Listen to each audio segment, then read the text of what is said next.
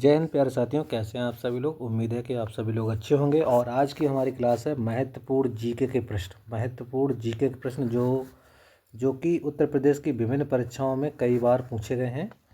आज हम उन प्रश्नों के बारे में बताएंगे। हमारा पहला प्रश्न है, बुद्ध की खड़ी प्रतिमा निम्न में से किस काल में बनाई गई थी। यानी बुद्ध की जो खड़ी प्रतिमा थी वो किस काल में बनाई गई थी।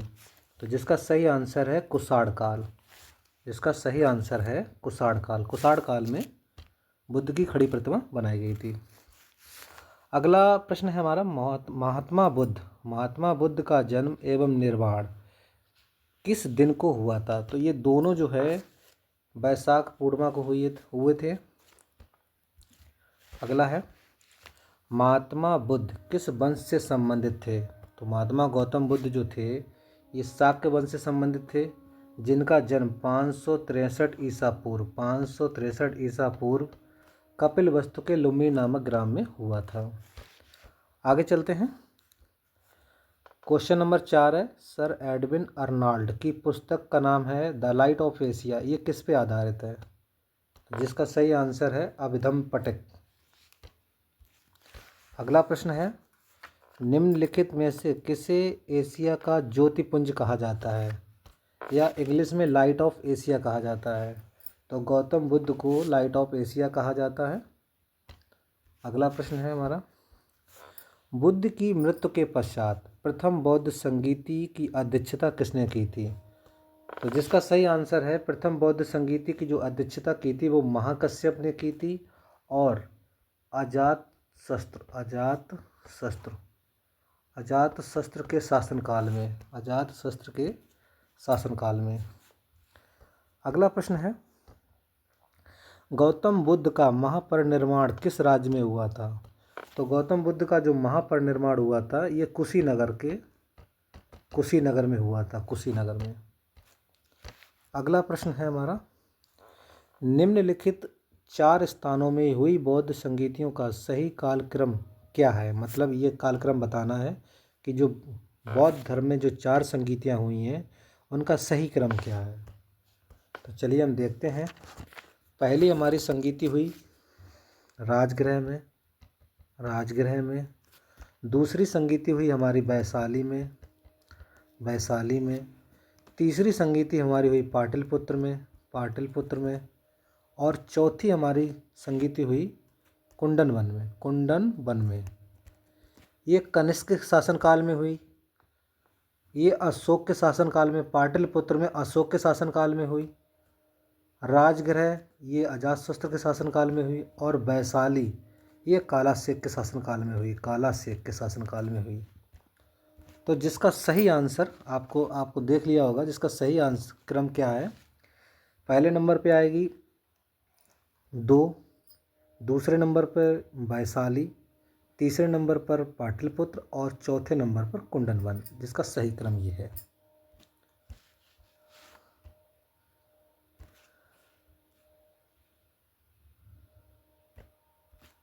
आगे की ओर चलते हैं। बुद्ध ने सर्वाधिक उपदेश कहाँ दिए थे। इससे 2 क्वेश्चन आते हैं। सबसे ज़्यादा गौतम बुद्ध ने श्रावस्ती में उपदेश दिए थे, श्रावस्ती में। और सर्वप्रथम जो उपदेश दिया था वो सारनाथ में दिया था, सारनाथ ऋषिपत्तनम। दोनों को आपको ध्यान रखना है। अगर ये पूछे कि सर्वाधिक उपदेश कहाँ दिए तो श्रावस्ती में, अगर प्रथम उपदेश पूछे तो सारनाथ में। आगे की ओर चलते हैं। बौद्ध संघ में भिक्षुणी के रूप में महिलाओं के प्रवेश की अनुमति बुद्ध द्वारा कब दी गई थी या कहाँ पर दी गई थी। जिसका सही आंसर है वैशाली में महिलाओं को बौद्ध संघ में प्रवेश की अनुमति दे दी गई थी। आगे की ओर चलते हैं। अलार कलाम कौन थे। तो अलार कलाम जो थे ये गौतम बुद्ध जो थे उनके गुरु थे, गौतम बुद्ध के गुरु थे। आगे की ओर चलते हैं। जैन धर्म के संस्थापक कौन है। तो जैन धर्म में 24 तीर्थंकर हुए, जिसमें अगर संस्थापक से क्वेश्चन उठता है तो जिसका सही आंसर होगा ऋषभदेव। जैन धर्म के ऋषभदेव संस्थापक थे। यदि ऑप्शन में ऋषभदेव ना दिया हो तो महावीर स्वामी को जिसका आंसर सही माना जाएगा, महावीर स्वामी। ये 24वें तीर्थंकर थे।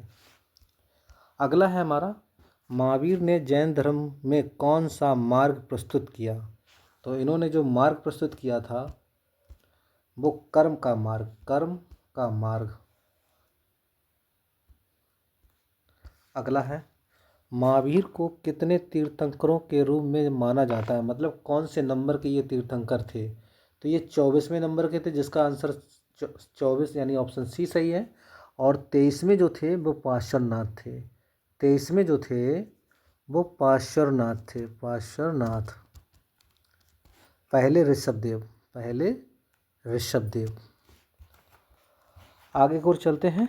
जैन धर्म के अनुसार कितने प्रमुख व्रत थे। तो जैन धर्म में 5 प्रमुख व्रत थे, 5 प्रमुख व्रत थे, उनके बारे में जान लीजिए। नंबर 1 अहिंसा, नंबर 2 सत्य, नंबर 3 अस्तेय,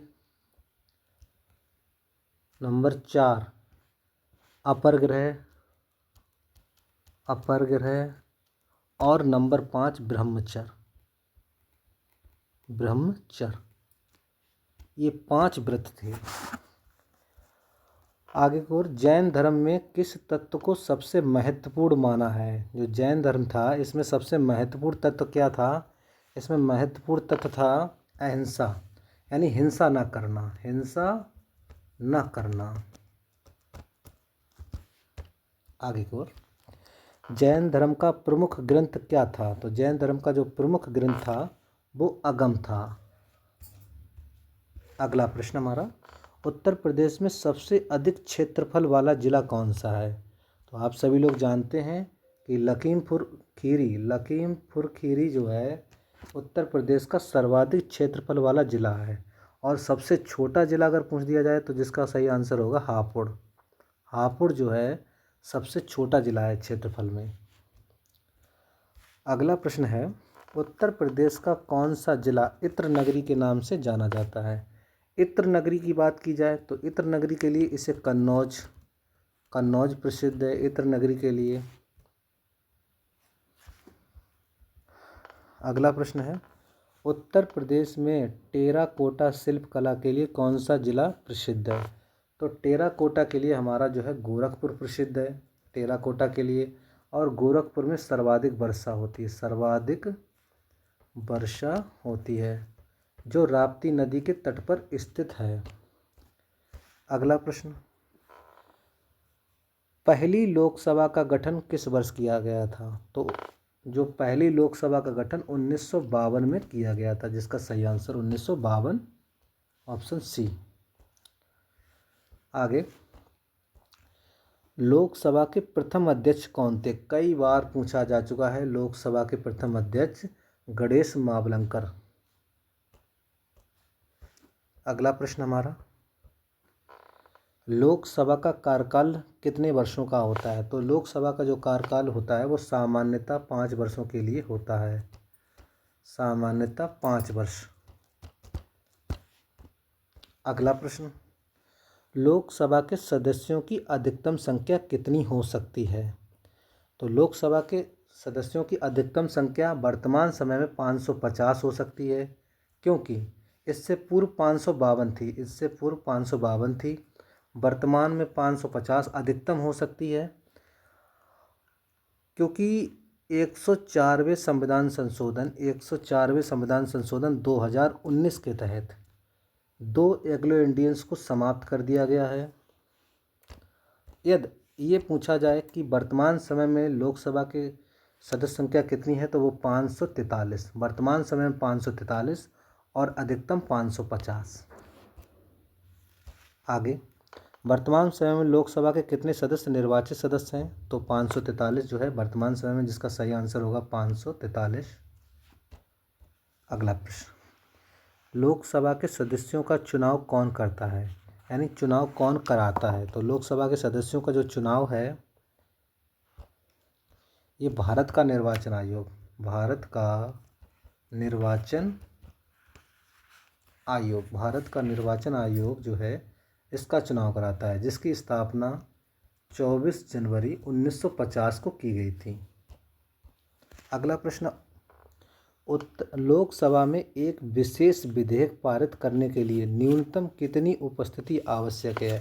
यानी किसी विधेयक को पास मतलब प्रस्तुत करने के लिए जो आवश्यक न्यूनतम जो संख्या होनी चाहिए वो 1/10 यानी गणपूत कोरम जो होती है वो 1/10 होनी चाहिए, तभी आप किसी विधेयक को प्रस्तुत कर सकते हैं। अगला है, लोकसभा में स्पीकर की अनुपस्थिति होने पर किसे अध्यक्षीय कार्य करना होता है? अगर स्पीकर मतलब लोकसभा अध्यक्ष जो है, लोकसभा अध्यक्ष उपस्थित नहीं है तो उसकी जगह पर लोकसभा उपाध्यक्ष काम करेगा, यानी डिप्टी स्पीकर काम करेगा, जिसका सही आंसर है ऑप्शन ए। तो कैसे लगे आप लोगों को ये सभी प्रश्न, आप लोग सभी बताएं। बहुत बहुत धन्यवाद क्लास देखने के लिए।